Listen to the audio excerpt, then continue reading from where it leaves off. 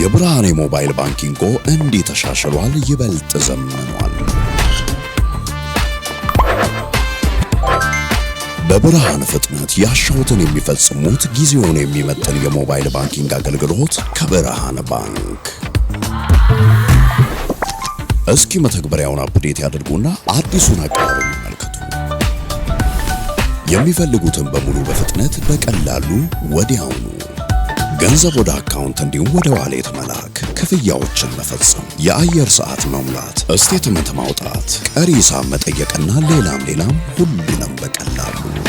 አዲሱ የብርሃን ባንክ የሞባይል ባንኪንግ መተግበሪያ አሁኑኑ አፕዴት ያድርጉ።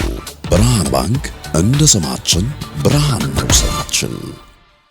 ተመልሰናል አድማጮቻችን። ወደ ፊልም 95.1 ላይ ትገኛላችሁ። ፉትቦል ካፌ ነው ፕሮግራሙ። ሌላኛውን ጉዳይ እንመልከት። የሴኔጋልና የፈረንሳይን ጉዳይ እናንሳ። ከ4 ዓመታት በፊት ሴኔጋል አሸንፋ ነበረ። ዛሬ በዓለም ዋንጫ የመጀመሪያ ምድብ ጨዋታዎች ላይ ይገናኛሉ። እንመልከት ይህንን ጉዳይ።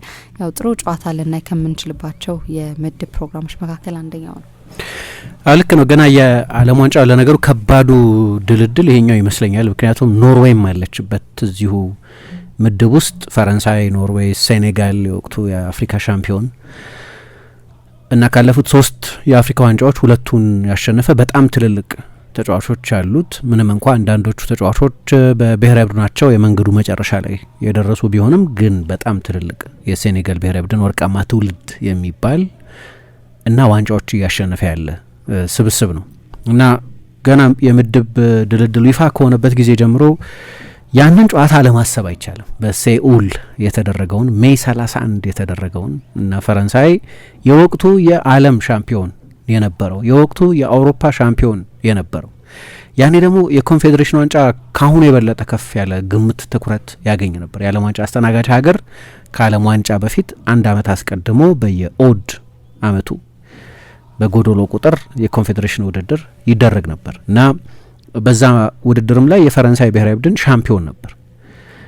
ምሳ በትንሹ እንግዲህ የኮንፌዴሬሽን ዋንጫን ከቆጠርን 3 ተከታታይ ትልልቅ ውድድሮች፣ ኮንፌዴሬሽንን ካወጣን 2 ተከታታይ ትልልቅ ውድድሮችን ያሸነፈ ነው እና ወደዛ የዓለም ዋንጫ ሲመጣ ማንም የቤከንባወር ፍራንስ ቤከንባወር ጀርመንም የፔሌ ብራዚልም ወይ ሌሎች ትልልቅ ብሔራዊ ቡድኖችም አድርገውት የማያውቁትን ነገር ለማድረግ በጣም ከፍ ያለ ግምት አግኝቶ ነው ወደዚህ ውድድር የመጣው።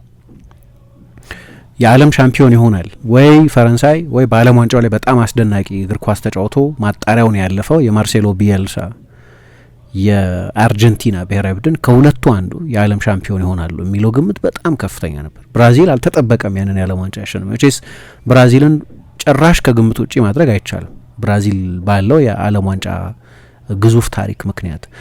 ግን በቀደም እንዳነሳ ነው ወደ ዓለም ዋንጫው በመጡበት ተንገዳግደው ነው ወደ ዓለም ዋንጫው የደረሱት። በማጣሪያው ጨዋታዎች ደግሞ ትልልቆቹ ተጫዋቾች ተጎድተውባቸው ነበር። ሮናልዲኒዮ ገና ፕሩቭን ታለንት አይደለም፣ ገና ወጣት ተስፈኛ ተጫዋች ነው የነበረው።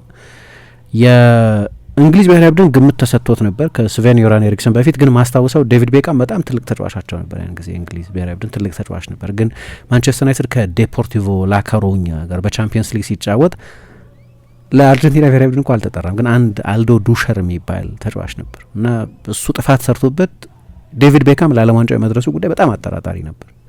ስቲቨን ጄራርድ ደግሞ ተጎዳና ጭራሽ ከዓለም ዋንጫው ውጭ ሆነ። ስለዚህ አንዳንድ ጠቃሚ ተጫዋቾቻቸውንም አጥተው ነው ወደ ዓለም ዋንጫው የመጡት። ግምት ተሰጥቶታል በጣም ጥሩ ስብስብ ስለነበር። ግን ገና ነበር። ለምሳሌ ሪዮ ፈርዲናንድ ገና የሊድስ ዩናይትድ ተጫዋች ነው የነበረው። ከዛ በኋላ ወደ ማንቸስተር ዩናይትድ የሄደው። በእርግጥ ጀማሪ ነበር። አይ ቲንክ ከስዊድን ጋር እንዲሁም የመጀመሪያውን ጎላቸውን ያስቆጠረው ሪዮ ፈርዲናንድ ነበር። አሽሌ ኮል ገና ወጣት ተከላካይ ነበር። በኋላ ያየነው አይነት 2004 2006 የዓለም ዋንጫዎች ላይ ያየነው የአውሮፓ ዋንጫ ላይ ያየነው አይነት ወርቃማ ትውልድ የሚባልበት ዘመን አልነበረም። ጄራርድና ላምፓርድም ከዛ በኋላ ነው ወደ ምስሉ የመጡት።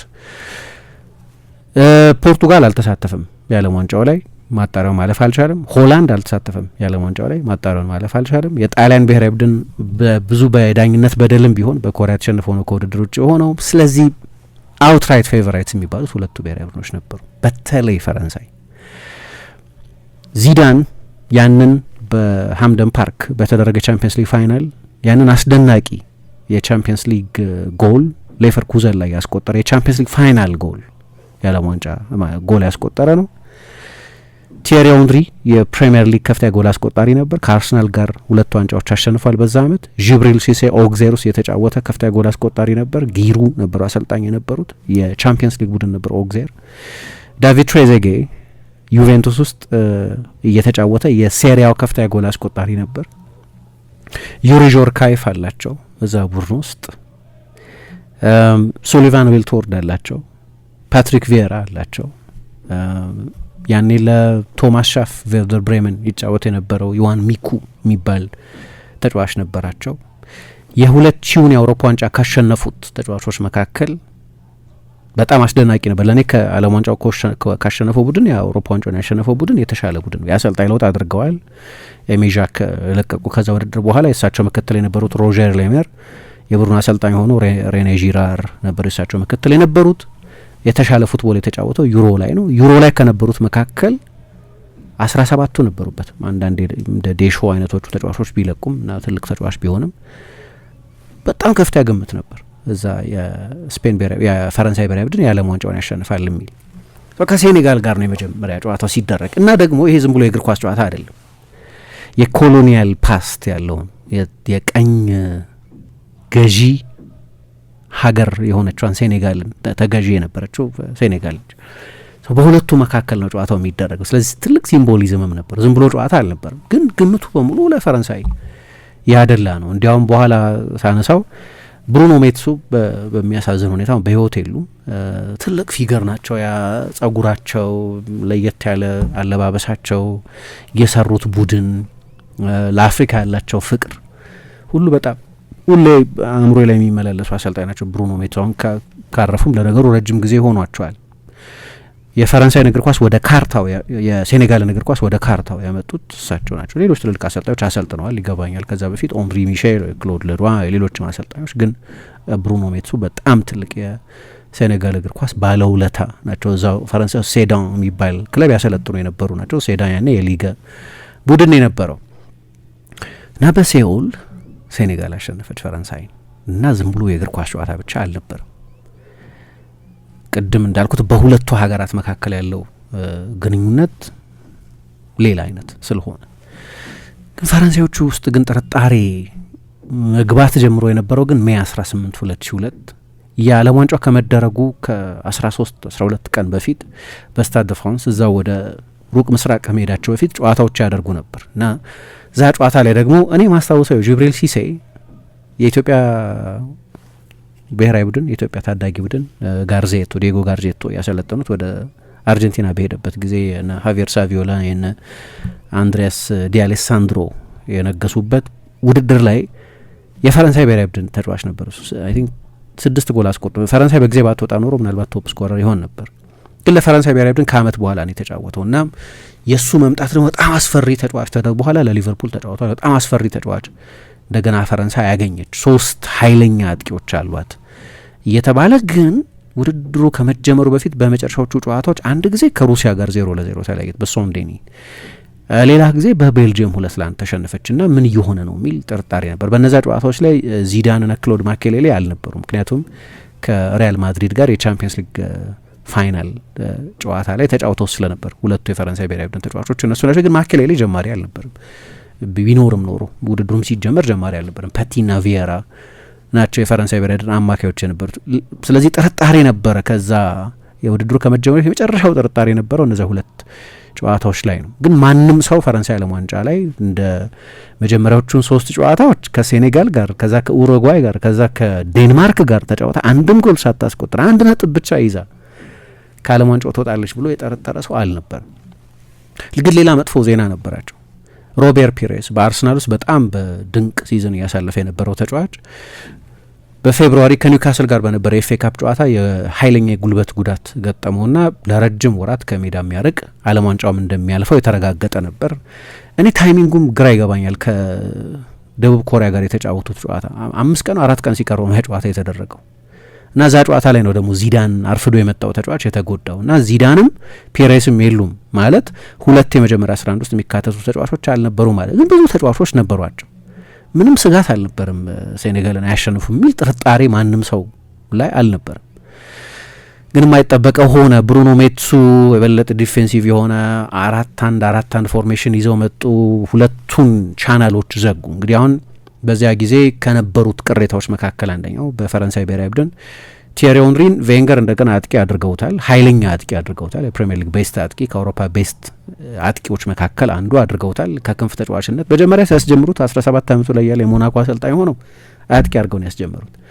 ከዛ በፈረንሳይ ብሔራዊ ቡድንም በኤስፖር በሚባለው የተስፋ ቡድንም ሬይመንድ ዶሜኒክ በሚያሰለጥኑት ቡድንም በሞናኮም ዦን ቲጋና አሰልጣኝ በነበረበት ጊዜ የክንፍ ተጫዋች ነበር የተደረገ። ከማንቸስተር ዩናይትድ ጋር የነበረ የ98 የቻምፒየንስ ሊግ ጨዋታ ላይ እንኳን ሳይቀር ሴሚ ፋይናል ነው ኳርተር ፋይናል ላይ ተገናኝተው ከጋሪ ኔቭል ጋር ነው ሲፎካከር የነበረው ለዛ አንድ ላንድ የበላይነት። የክንፍ ተጫዋች ነበር። ዩቬንቱስ ሄዶማ ዊንግ ባክ ነው ጭራሽ የነበረው። ቬንገር አመጡትና ኦኬ ከዚህ በኋላ ሴንተር ፎርዋርድ ነው አሉት።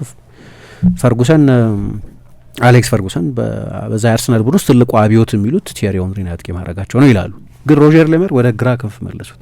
ምክንያቱም ትሬዜጌ በ47 ጨዋታ 32 ጎል ያስቆጠረ የበለጠ ናቹራል የ9 ቁጥር ተጫዋች ነው እና ደግሞ ታስታውሻለሽ በታሪክ ቢያንስ በዩሮ 2000 የአውሮፓ ዋንጫ ፍጻሜ ላይ ያችን ጎልደን ጎል ያስቆጠረው እሱ ነው። ያችን ፌመስ ጎልደን ጎል ጣሊያንን ሲያሸንፉ በሱ ጎል ነው ያሸንፉት።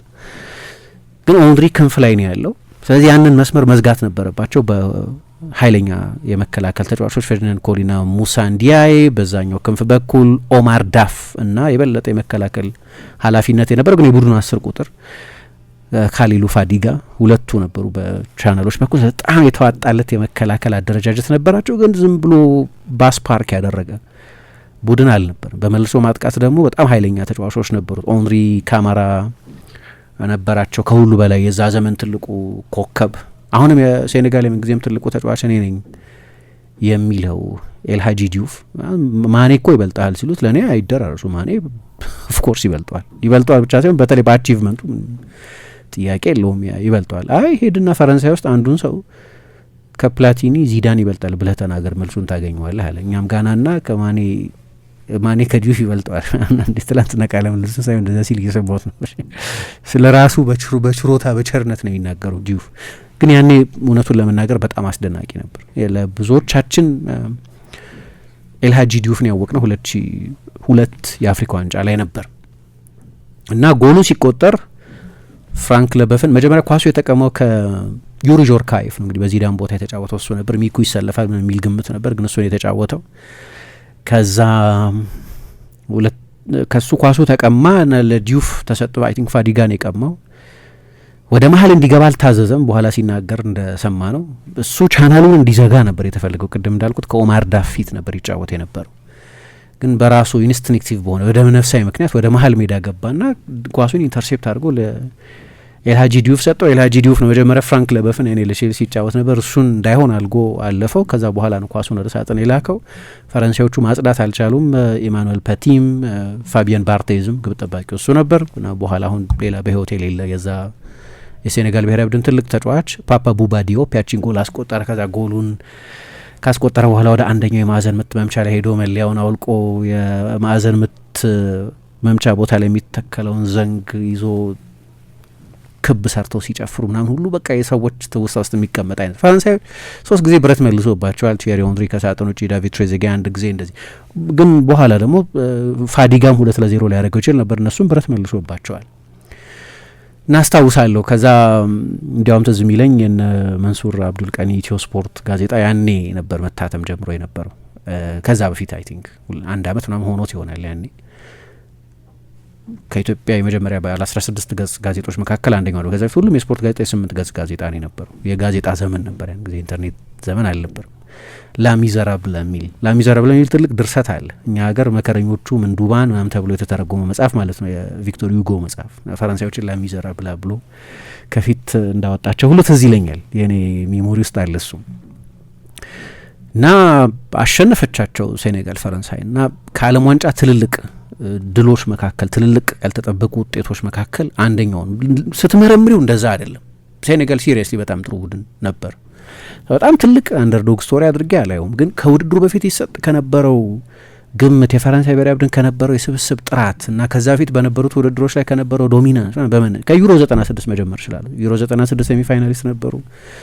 2098 ላይ ዓለም ሻምፒዮን ነበሩ።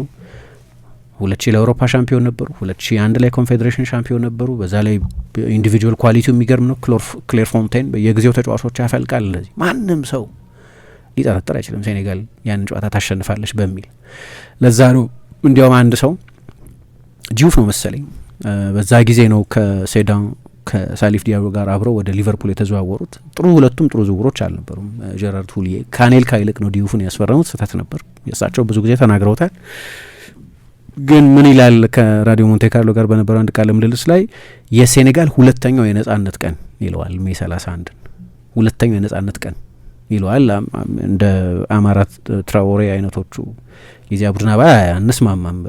እኔ የምቀበለው ይፋዊውን የነጻነት ቀን ከፈረንሳይ ቀኝ ግዛት የተላቀቅንበትን ኤፕሪል 4 1960 የነጻነት ቀን የሚሉት ግን እንደ ነጻነት አይነት ስሜት ከቀኝ ግዛት ቀንበር ያንን ቀንበር ሰብሮ ነጻ እንደመውጣት የሚመስል አይነት የሚቀናበትን ብሔራዊ ቡድን እኔ ያሸነፉት። እንግዲህ አሁን በድጋሚ ይገናኛሉ። ይሄኛው የፈረንሳይ ብሔራዊ ቡድንም ከዛ አይነት ተመሳሳይ ግምት ጋር ነው ወደ ውድድሩ የመጣው። ችግር የለበትም አይደለም። ግን እንግዲህ ካለፉት 7 የዓለም ዋንጫዎች 4ቱን ፋይናል የተጫወተ ያለፉትን 2 የዓለም ዋንጫ ፍጻሜዎች የተጫወተ በተለይ በማጥቃት በኩል የምርጫ ራስ ምታት የሚፈጥር አይነት ቅንጦት ያለው እምባፔ፣ ዴምቤሌ፣ ኦሊሴ፣ ዱዌ፣ ባርኮላ፣ ሼርኪ አይነት እንግዲህ እንደ ማርከስ ቱራም አይነቱን ተጫዋች መጥቀስ ሳያስፈልገኝ እንደ ፊሊፕ ማቴታ አይነት ፕላን ኤች ወይ ዜድ አይነት ምርጫ ያለው ብሔራዊ ቡድን ነው የፈረንሳይ ብሔራዊ ቡድን። ስለዚህ ፈረንሳይም ብዙ ግምት እየተሰጠ ነው ወደዚህ ውድድር የመጡት። ግን ያንን ጥቂት እናንስታውስ። ከውድድሩ በፊት የነበረው አንዳንድ ሰርከምስታንስ ግን አንደኛ በቂ ግምት አልተሰጣቸውም። ሁለተኛ ከውድድሩ በፊት ብዙ የሚረብሿቸው ነገሮች ነበሩ። ያኔ ይወራ ነበር። እኔ በጣም ማስታውሰው ምኑ መሰለሽ በኤፍኤም ሬዲዮዎች ላይ ያኔ 97.1 ለመጀመሪያ ጊዜ የኢትዮጵያ የመጀመሪያ ኤፍኤም ሬዲዮ ስቴሽን 97.1 ነው። እዛ ፊት ሬዲዮዎች ነበሩ ግን ኤፍኤሞች አልነበሩም። እና እዛ ላይ ይመስለኛል የሰማሁት ካሊሉ ፋዲጋ ሲሰርቅ ተያዘ ተብሎ ዴጉ የሚባል ከተማ ውስጥ ነው የነበሩት ያኔ ሴኔጋሎቹ። ይሄ እኮ በቢቢሲ ሁሉ በሲኤንኤን ሁሉ ሉፕ የተደረገ ነው በጊዜው የሴኔጋል ተጫዋች ሰርቆ ተያዘ የሚል ፕራንክ ነበር የነበረው። እና ሰረቀ ተብሎ በቃ የደቡብ ኮሪያ ፖሊስ ሳይቀር መጥቶ የሴኔጋል ብሔራዊ ቡድን ካምፕ ሲፈትሽ ነበር፣ ፍተሻ ሲያደርግ ነበር ሌባውን ለመያዝ ማለት። ካሊሉ ፋዲጋ ነው ሌባ የተባለ የዛ ቡድን ሜቢ ዘ ቤስት ቴክኒሽያን። እና በጣም ተረበሽኩ ይላል። ከጨዋታው በፊት ነው እንግዲህ ከጨዋታው ጥቂት ቀናት በፊት ካምፑን የሚረብሽ እንዲህ አይነት ነገር ነበር። በኋላ የሱቁ ባለቤት ያው ፖሊስ የሴኔጋል አምባሳደርን ጠርቶ ሳይቀር ነው ወደ ሴኔጋል ካምፕ ገብተው የእናንተ ተጫዋች ሲሰርቅ በሲሲቲቪ ተይዟል ተብሎ እንዲህ አይነት ወሬ የነበረው አንድ እሱ። ሁለት እንግዲህ በጣም የተዋጣለት የዓለም ዋንጫ ነበር በመስተንግዶ በፋሲሊቲው በሁሉም ነገር። ግን የሴኔጋል ብሔራዊ ቡድን የደረሰው ሆቴል መጥፎ ነበር፣ በጣም መጥፎ ነበር። እሱን ሁሉ ማስቀየር ነበረባቸው። የተሰጣቸው የልምምድ ማዕከል የልምምድ ሴንተር ጥሩ አልነበረም፣ እሱን ማስቀየር ነበረባቸው። እንቅልፍ አልባ ሌሊቶች ነበሩን ይላሉ። አንዳንዶቹ ደግሞ አንዳንድ ተጫዋቾች ደግሞ ዚዳንን አለመግጠማቸው አሳዝኗቸው ነበር። አድቫንቴጅ ነው አይደለም የዚዳን የዚነዲን ዚዳን በተለይ ያኔ የነበረው ዚነዲን ዚዳን አለመኖር እንደ አድቫንቴጅ መወሰድ አለበት። ግን አናሸንፍም የሚል ጥርጣሬ ስለነበራቸው እንደው ከዚዳን ጋር ተጫውተን ብንሸንፍ የሚሉ ደግሞ ነበሩ የሴኔጋል የዛ ቡድን ተጫዋቾች። አንዳንዶቹ ጥሩ እድል ነው ብለው ያመኑ አሉ። እና የሚገርመው አሁን ፋዲጋ ሲናገር አንድ ቃል ምልልስ ላይ ፈረንሳውያኑ ከጨዋታ በፊት እንግዲህ አሁን ፓትሪክ ቪዬራ እንደምታውቂው የኬፕ ቨርዴ ደም አለው፣ ግን በዳካር ነው የተወለደው በሴኔጋል የአርሰናል ተጫዋች ነበር። በዛ ጊዜ ሴኔጋል ከኛ ጋር እድል ያላት አይመስለኝም የሚል አስተያየት ሰጥቶ ነበር። ማርሴል ዴሳይ እሱም በጭራሽ እድል የላቸውም ከኛ ጋር የሚል አስተያየት ሰጥቶ ነበር። የሚገርመው የዛ ቡድን 80-90% የሚሆኑ ተጫዋቾች የዛ የሴኔጋል ስብስብ በሙሉ ፈረንሳዮች ነው የሚጫወቱት፣ ሁሉም ማለት ይቻላል። ከዛ በኋላ ነው አንዳንዶቹ አሁን በኋላ ፈርዲናንድ ኮሊ አይ ቲንክ ወደ በርሚንጋም ሄደው ተጫውተዋል። ሳሊፍ ዲያዮ ና ኤልሃጂ ዲዩፍ ወደ ሊቨርፑል ሄደው ተጫውተዋል። አሊዩ ሲሴ መጥቶ ተጫውተዋል ወደ በርሚንጋም። አንድ ኦንሪ ካማራ ወጥቶ ወደ እንግሊዝ መጥቶ ሲጫወት አይተናል። ግን በሙሉ ፈረንሳዮች ነው የነበሩት ከዛ የዓለም ዋንጫ በፊት። ፈረንሳዩ በደንብ ከሁሉም በዓለም ዋንጫ ሊያገኟቸው ከሚችሏቸው ቡድኖች አብጠርጥረው ሊያውቁት የሚገባው የሴኔጋልን ብሔራዊ ቡድን የተጫዋቾቹን ጥራት ያውቃሉ። እና ከ3 ወር ተኩል በፊት ተከታታይ 2 ነው 3 የአፍሪካ ዋንጫ ነው የወሰደው የካሜሩን ብሔራዊ ቡድን። ያንን የካሜሩን ብሔራዊ ቡድን የፈተነ በ2002 የዓለም ዋንጫ ላይ በመለያ ምት ነው የተሸነፉት። በጣም ጥሩ ቡድን የነበረው ከ3 ወር ተኩል ከ4 ወር በፊት ከዛ ጨዋታ በፊት ጥሩ ቡድን እንደሆነ ግልጽ ነው። ግን የነበራቸው ንቀት ዴሳይ አክራ ውስጥ ነው የተወለደው፣ ጋና ውስጥ ነው የተወለደው። ቪዬራ ዳካር ውስጥ ነው የተወለደው፣ ሴኔጋል። ስለዚህ ስለ አፍሪካ ፉትቦል የበለጠ ቅርበት እንዳላቸው የሚታሰቡ ተጫዋቾች ናቸው እነዚህ። እነሱ ብቻ አይደለም አስተያየት የሰጡት። ይሄ ለማን ተመቸ? ልክ ጆዜ ሞሪኞ እንደሚያደርጉት አይነት ማለት። ጆዜ ሞሪኞ የሚዲያ ናሬቲቭን እንደሳቸው የሚጠቀም የለም እና ያው የፈረንሳይ ጋዜጦችን በሙሉ እያመጡ መጽሔቶችን እያመጡ ኦንዝ ሞንዲያልን ፍራንስ ፉትቦል ምኖችን እያመጡ ያው ስለ እናንተ የሚባለው እንደዚህ ነው፣ እንደዚህ ነው የሚሏችሁ፣ እናንተ እንደዚህ ነው የሚንቋችሁ። ሞቲቬት ለማድረግ የሴኔጋል ተጫዋቾችን ያነሳሷቸው ነበር። እንዲሁም ፋዲጋ ምን ይላል? አጎታችን ዴሳይ ሳይቀር ናቀን ይላል። ያው ማርሴል ዴሳይ በጣም አንጋፋ ስለነበር ማለት ነው። ምክንያቱም ፋይናሊስት ነበርና እና ፋይናል ላይ ስንደርስ ነው በመለያ ምት የተሸነፈ። አንድም ጊዜ አልተሸነፈም የሴኔጋል ቡድን እስከ ፋይናል ሲደርስ እና በታሪክ በስታቲስቲክስ ሲጠቀስ ያንን ፋይናል ተሸንፈዋል። ግን በተሸነፈ አይደለም የሚባለው በፔናልቲ ሹታውት አንድ ቡድን ሲሸነፍ። የሴኔጋል ቡድን እንደዛ ነው። ፐርፌክት አፍኮን ነው የነበረው እና ብሩኖ ሜትሱ ፈረንሳይ አሰልጣኝ ናቸው። ስለዚህ ከሀገራቸው ጋር የሚደረግ ጨዋታ ነው እና የመጨረሻ ልምምዳቸው ላይ ሰውየው በቃ የሚገርም ዝግት ይሄ ትንሽ የሚያለምጥ የሚለግም ተጫዋች ካለ የመጨረሻ ልምምዳቸው ላይ ለምሳሌ ላሚን ዲያታን አስወጥተው አቢቤን ያስገቡት የመጨረሻ ልምምዳቸው ምህረት አልባ ነበሩ ይላሉ። ግን በማጋነንም ጭምር ነበር ተጫዋቾቹ ሞቲቬት ለማድረግ ይሞክሩ የነበሩት። ለምሳሌ ሙሳ እንዲያይ ምን ይላል? የዛ ቡድን ሌላ አባል ነው። ሊዛራዙ እንደማያውቅ ታውቃለህ አለኛል አሰልጣኙ መጥቶ። አያውቅህም እኮ ሊዛራዙ ያኔ ከአውሮፓ ቤስት የግራ ፉልባኮች ያኔ ለባየር ሚኒክ ነበር ይጫወት ነበር። ቪክሸንቴ ሊዛራዙ አያውቅህም። ሊዛራዙ አንተ ማን እንደሆንክ እና ዛሬ ምሽት እንዲያውቅ ትፈልጋለህ? ማንነትን አሳየው።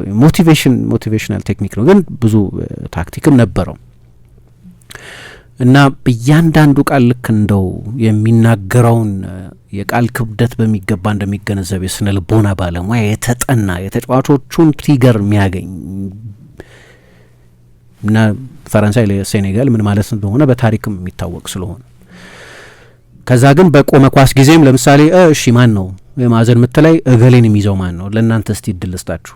ፈረንሳይ የማዕዘን ምት የቅጣት ምት በምታገኝበት ጊዜ ማን ነው ማንን ማርክ የሚያደርገው እያሉ ለተጫዋቾቻቸው ነጻነት እንደ መስጠት አይነት። ማሊክ ዲዮፕ ለምሳሌ ትሬዜጌንን ይዘዋል። አይ ኦኬ የቡድኑ ትልቁ ተጫዋች ቡባ ነው፣ ፓፓ ቡባ ዲዮፕ እሱ ነው የሚይዘው። አሊዩ ሲሴ ከዛ በፊት በአፍሪካ ዋንጫው ላይ ለምሳሌ ሙሉውን ጊዜ አሁን አሊዩ ሲሴ ማለት በቅርብ ጊዜ ሴኔጋል ብሔራዊ ቡድን አሰልጣኝ ነበረው ማለት ነው። 2023 ላይ ለመጀመሪያ ጊዜ አፍሪካ ሻምፒዮን 2023 ላይ ሻምፒዮን ሲሆኑ 2022 የዛ ቡድን አሰልጣኝ የነበረው አሊዩ ሲሴ የመሀል ተከላካይ ሆኖ ነበር እስከዛ ውድድር ድረስ ይጫወት ነበር። እዛ ውድድር ላይ 6 ቁጥር አማካይ ተከላካይ አድርጎ ተጠቀመበት። ዲያዮና ፓፓ ቡባ ዲዮፕ ደግሞ በክፍት ጨዋታ ጊዜ ሁለቱን በጊዜው ለአርሰናል የድሮ የአርሰናል ተጫዋች ነበር ማኑ ፓቲ ወደ ቼልሲ ተመልሶ ነበር ከባርሴሎና በኋላ። ፓትሪክ ቪዬራ አርሰናል ተጫዋች ነበር። ሁለቱን ማርክ እንዲያደርጓቸው ኃላፊነት ተሰጣቸው እና በጣም የተዋጣለት ነበር። በቅድም እንዳልኩት በክንፍ በኩል ኦምሪ ሊዛራዞ የነበሩበትን ግራ ክንፍ በኩልም በቀኝ በኩልም የነበረውን ቻናል በጣም በአስደናቂ ሁኔታ ሊሊያን ቹራም የነበረበትን የቀኙ ክንፍ ነበር የዘጉበት። ግን በተለይ የሴኔጋል ተጫዋቾችን ያናደዳቸው ነገር ትክክል ይሁን አይሁን የፈረንሳይ ተጫዋቾች ለሴኔጋል ነበራቸው የተባለው ንቀት ነው። እንዲያውም አንዱ ዲያዮ የሞናኮ ተጫዋች ሞናኮ ዳካር ውስጥ አሁን ይኑራቸው አላቅም፣ ግን ዳካር ውስጥ አካዳሚ ነበሩ፣ የሞናኮ አካዳሚ ነበር እና እዛ አካዳሚ ውስጥ ከጎለበተ በኋላ ነው ወደ ሞንቴ ካርሎ የሄደው። ከዛ ለሴዳንም ለሎንዝም ለምን ተጫውቷል፣ በኋላ ለሊቨርፑል ተጫውቷል እና በጣም ያናደደኝ ይላል በዛ በሁለቱ ቡድኖች በኩል 46 ተጫዋቾች አሉ፣ ቢያንስ 10ሩ ሞናኮ ውስጥ አብረን አሳልፈናል፣ በሆነ ወቅት ተላልፈናል፣ በደንብ እንተዋወቃለን እና እንደማያውቁን ነገር ነው ይንቁን የነበሩት እና የሚገርም ነው። እና ከዛ ከጨዋታ በፊት ምን አሏቸው ሜትሱ? ስትይዟቸው አይናቸውን እያያችሁ ስትጨበጧቸው እጃቸውን ጭመቋቸው። ዊ አር ሂር ፎር አ ፋይት፣ ልንፋለማችሁ ነው የመጣን፣ በእጃችሁ በኩል ስነ ልቦናዊ መልእክት ታስተላልፉላቸው፣ አይናቸውን አንፈራችሁም የሚል መልእክት ታስተላልፉላቸው አሉን። አሁን ልክ ዶናልድ ትራምፕ እንደሚያደርጉት ማለት ነው። ይመጡና እጅሽን ጨምቆ የወዘውዙሻል የበላይነት ለማሳየት ሃንድሼክ፣ ስትሮንግ ሃንድሼክ ምናምን ለመሪዎች ስነ ልቦናዊ ትርጉም አለው። ሱፔሪዮሪቲ ማሳያ ነው፣ አልፋነትን ማሳያ ነው፣ ምን ይባላል መቼስ። እና ያኔ ልክ እንደዛ አሁን ትራምፕ ሰዎች እንደሚጨብጡት ነበር ያደረግነው ይላሉ። የሴኔጋል የፈረንሳይ ተጫዋቾችን እዚህ ያለ ነው ልንፋለማችሁ ነው የሚል መልእክት ለማስተላለፍ ነበር የገባ ነው ይላሉ። እና በኋላ አሸነፏቸው። የሚገርም ነው። እረፍት ሰዓት ላይ 1-0 ከመሯቸው በኋላ በዛ ጎል ሁላችንም የገባን በቃ እንጨዋወጣለን፣ ሀይ ፋይፍ እንባባላለን። የሚገርም ነው የነበረን ስሜት መልበሻ ክፍል ላይ። ግን ለሜትሱ መደሰት አለባቸው። ፕላናቸው እየሰራ ነው። የፈረንሳይን አደገኛ ተጫዋቾች ሁለቱን በዚያ የውድድር ዘመን በጋራ 60 ጎሎች ያስቆጠሩትን ኦንሪንና ትሬዜጌን በሚገባ መቆጣጠር ችለዋል። የኦንሪ ሙከራም ከሳጥን ውጭ የተደረገ እንጂ ትልቅ ነጻ የጎል እድል አልነበር። ብዙ ሙከራ አድርገዋል። በእርግጥ ዴስፕሬሽን የነበር ትላንትና ስፔን እንዳደረገችው አይነት አንድ ጌታውን ገብረ ጊዮርጊስ የሚባሉ የኢትዮጵያ ከጋርዜቶ በኋላ የኢትዮጵያ ወጣት ቡድን አሰልጣኝ የነበሩ ናቸው እና ድሬዳዋ ላይ ከማን ጋር እንደሆነ አላውቅም አንድ ጨዋታ ተሸንፈው ነበር። ያን ጊዜ እግር ኳስ እኮ እድልም አለው። ፈረንሳዩን በሴኔጋል በእድል ነው የተሸነፈችው፣ ስለዚህ እኛ እድለኛ አልነበርንም የሚና አናሎጂ አቅርበው እንደነበር አስታውሳለሁ። እና እረፍት ሰዓት ላይ ግን የአሰልጣኙ ግሳጼና ቁጣ 1-0 እየመራን ፈረንሳይን የሚያክል ቡድን 1-0 እየመራን የነበርን ሳይሆን በጨዋታ ላይ 3-1 እየተመራን ነው ይመስል የነበረው። እንደምትጨባበጡት መቼ ቤት ስራው አለቀና ገና እኮ ግማሽ ነው። ይሄ ፈረንሳይ ብሔራዊ ቡድን በየትኛውም ጊዜ ሊያወድመን የሚችል ብሔራዊ ቡድን ነው። ስለዚህ ፋዲጋ የጨዋታውን ቴምፖ አንተ የበለጠ ተቆጣጠር፣ ሁሉም የተፈቀዱትን በህግ ያልተከለከሉትን ትሪኮች ሁሉ ተጠቅመን ነበር ይላሉ። ለምሳሌ አንደኛው በቃል መሸንቆጥ ነው የፈረንሳይ ተጫዋቾችን። ያው በጣም ጨዋ የሆነ አይደለም ነገሩ፣ ግን ለምሳሌ የሴኔጋል ብሔራዊ ቡድን በኋላ የቀየረው ሆቴል ውስጥ የፈረንሳይ ብሔራዊ ቡድን ተጫዋቾች ባለቤቶች፣ ሚስቶች፣ ፍቅረኞች ምናምን ሁሉ ያረፉት እዛ ነው እና ሰው ምን እያሏቸው እንደነበር መገመት ትችላለች። የሴኔጋል ተጫዋቾች ወደ ፈረንሳዮቹ ይሄዱና ያበሽቋቸው ነበር። በዛ መሀል ፋዲጋ ለምሳሌ ምን ይላል? ፓትሪክ ቪዬራ ለእኔ ወንድሜ ማለት ነው፣ ሜዳ ውስጥ እንደ ወንድሜ አላየሁትም፣ ለሴኔጋል ማሸነፍ ነበረብን ይላሉ። እና ሜትሱም ከጨዋታ ፊት ትልቅ ሞቲቬሽን ተጠቅመው ነበር። ፈረንሳይ ውስጥ እኔ ኮምፕላሰንሲ ነበረ ያኔ የነበረው እንትን ላይ ረጃጅም በረራዎች ያደርጉ ነበር፣ ብዙ ኮሜርሻል ነበር እና ብዙዎቹ ተጫዋቾች ብዙ ጨዋታ አድርገው ነበር። ለምሳሌ ፓትሪክ ቪዬራ 61 ጨዋታ ነበር በዛ ዓመት የተጫወቱ 61። በዚህ ዓመት አንድም ተጫዋች 61 ጨዋታ ያደረገ ተጫዋች የለም በክለብ ፉትቦል ብቻ 61 ጨዋታ ነበር የተጫወተው። ስለዚህ ብዙ ችግር ነበር። የስፖንሰርሺፑ መብዛት ምኑ ብዙ ችግር ነበረው። ግን የዚዳን መጎዳትም በጣም መጥፎ። ሁለተኛው ጨዋታ ላይ ከእንትን ጋር ነበር የተጫወቱት ሴኔጋል ፈረንሳዮች። እንግዲህ ያኔ ሁለተኛው ጨዋታ ማሸነፍ ነበር። ከኡሩጓይ ጋር ተጫወቱ። ቲየሪ ኦንሪ ገና 20 ምናምነኛው ደቂቃ ላይ በቀይ ወጣ። የቀረውን 70 ደቂቃ በ10 ተጫዋች ተጫወቱ። የመጨረሻው ጨዋታ ላይ ዚዳን ባንዴጅ አስሮ ምናምን መጣ። ግን በዴንማርክ ተሸነፉና ከዓለም ዋንጫ ውጭ ሆኑ። ሴኔጋል ግን ምድቡን ሁለተኛ ሆና ጨረሰች። ቀጥሎ ስዊድንን አሸነፈች። ኦንሪ ካማራ ነበር ሁለቱን ጎሎች አስቆጠረው። ሁለቱን ጎሎች አስቆጠረ። ስዊድንን በጎልደን ጎል አሸንፈው አለፉ። በኋላ በቱርክ ነው የተሸነፉት። ኢሊያን ማንዚዝ የሚባል ልጅ መሰለኝ ጎሉን አስቆጠረው። ያኔ ጎልደን ጎል ነበር። ከውድድር ውጭ ሆኑ። እንዲያውም ብዙ ወሬ ነበረ። በጣም ተኮፍሰው ፓርቲ ሲያደርጉ ከርመው ነው ያንን የቱርክ ቡድን ማሸነፍ የተሳናቸው ምናምን ይላሉ ሰዎች። ያ ይደገማሉ። አሁን ነው ዛሬ እንግዲህ ሌላ ናሬቲቭ ነው። ምክንያቱም እንዳልኩት አሁን ወርቃማ ትውልድ ነው። ሳዲዮ ማኔ ያላቸው፣ ካሊዱ ኩሊባሊ ያላቸው፣ ኤድዋርድ ሙንዲ ያላቸው፣ ኢድሪስ አጌ ያላቸው አሁን 15ኛ ነው በፊፋ ራንኪንግ የሴኔጋል ብሔራዊ። እኔ ከ15ኛ በላይ ነው የምለው። የፊፋ ራንኪንግ እንደው እንደ ሲሪየስ እንትን መውሰድ በጣም ያስቸግረኛል። ለነገሩ ግን ያከራክራል አስፈላጊነት ውስጥ ምንድነው የሚል 15ኛ 10 ውስጥ መኖር አለበት ነው የምለው። እንግዲህ ዋናዎቹ ተጫዋቾች ያጠቀስኳቸው ተጫዋቾች መኖራቸው እንደተጠበቀ ሆኖ ፓፓ ማተሳር ቶተናም ውስጥ ስለሚጫወተው፣ ማማዱ ሳር ቼልሲ ውስጥ ስለሚጫወተው፣ ኒኮላ ጃክሰን ቼልሲ ውስጥ ነው የሚጫወተው። ከባየር ሚኒክ ውስጥ ነው የተጠናቀቀውን የውድድር ዘመን ያሳለፈው። ኢብራሂማ እንዲያይ ወጣት የፔዥ ተጫዋች ነው። በትልልቅ ክለቦች የሚፈለገው የኤቨርተኑ ተጫዋች ሊማን እንዲያይ ያለ ብዙ ትልልቅ ተጫዋቾች ያሉት ስብስብ ነው። ይሄ የአፍሪካ ሻምፒዮን ነው እንዳልኩት እና እንዲያውም አንዳንድ ሰዎች ምን ይላሉ ይሄኛውን የሴኔጋል ብሔራዊ ቡድን ስብስብ ልክ እንደ ናይጄሪያ 1996ቱን የአትላንታ ኦሊምፒክ ላይ ወርቅ እንዳሸነፈው አርጀንቲናን ብራዚልን እንዳሸነፈው ወይም የጋናን የ2010 ትውልድ ይመስላል የሚሉ ሰዎች 3 ወርልድ ክላስ ጥሩ ግብ ጠባቂዎች አሉት። ያን ያሁን ቶኒ ሲልቫ ብቻ ነበር ትልቅ ግብ ጠባቂ የነበረው። አሁን ኤቫን ዲዮፍ ግሩም ግብ ጠባቂ ነው። ሞሪዲያ ጥሩ ግብ ጠባቂ ነው። ሜንዲ ጥሩ ግብ ጠባቂ ነው እና ያለ ትልቅ ግብ ጠባቂ ደግሞ በዓለም ዋንጫ አይነት ውድድር ላይ ብዙ ርቀት አትሄጅም። የዛሬ 3 ዓመት ተኩል የያሲን ቦኑ ብቃት ሞሮኮን ሴሚፋይናል አድርሷታል። እና እንዲያውም ክሎድ ፖዌል ምን ይላሉ ከፈረንሳይ፣ እንግሊዝ፣ ስፔንና ፖርቱጋል ቀጥሎ ሴኔጋልና ሞሮኮን ነው ለዓለም ዋንጫ መገመተው ይላሉ። ስትሬች ሊሆን ይችላል ግን በጣም ጥሩ ቡድን ነው። ስለዚህ የዛሬ 24 ዓመት ያንን ካደረጉ ምንም አላሸነፉም። ከዛ በኋላ አሸንፈዋል ውድድሮችን። አሁን ያኔ ማን ነው ትሩሊ ወርልድ ክላስ የሚባል ተጫዋች እዛ እርግጠኛ አይደለሁም። አሁን 5 6 7 ተጫዋቾች አሉ በትልልቅ ክለቦች እየተጫወቱ ያሉ እንደ ሳዲዮ ማኔ አይነት ጄኔሬሽናል ተጫዋች ጭምር አላቸው። ዛሬ ይደገማሉ ወይ የሚለውን እናያለን። ግን ያኔ የነበረውንም ጥቂት ለማስታወስ ነው።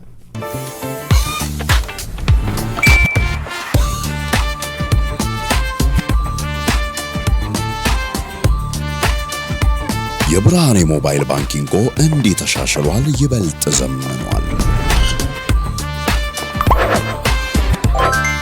በብርሃን ፍጥነት ያሻውትን የሚፈጽሙት ጊዜውን የሚመጥን የሞባይል ባንኪንግ አገልግሎት ከብርሃን ባንክ።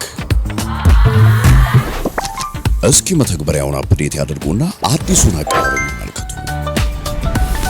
የሚፈልጉትን በሙሉ በፍጥነት በቀላሉ ወዲያውኑ ገንዘብ ወደ አካውንት እንዲሁም ወደ ዋሌት መላክ፣ ክፍያዎችን መፈጸም፣ የአየር ሰዓት መሙላት፣ ስቴትመንት ማውጣት፣ ቀሪ ሂሳብ መጠየቅና ሌላም ሁሉንም በቀላሉ። አዲሱ የብርሃን ባንክ የሞባይል ባንኪንግ መተግበሪያ አሁኑኑ አፕዴት ያድርጉ።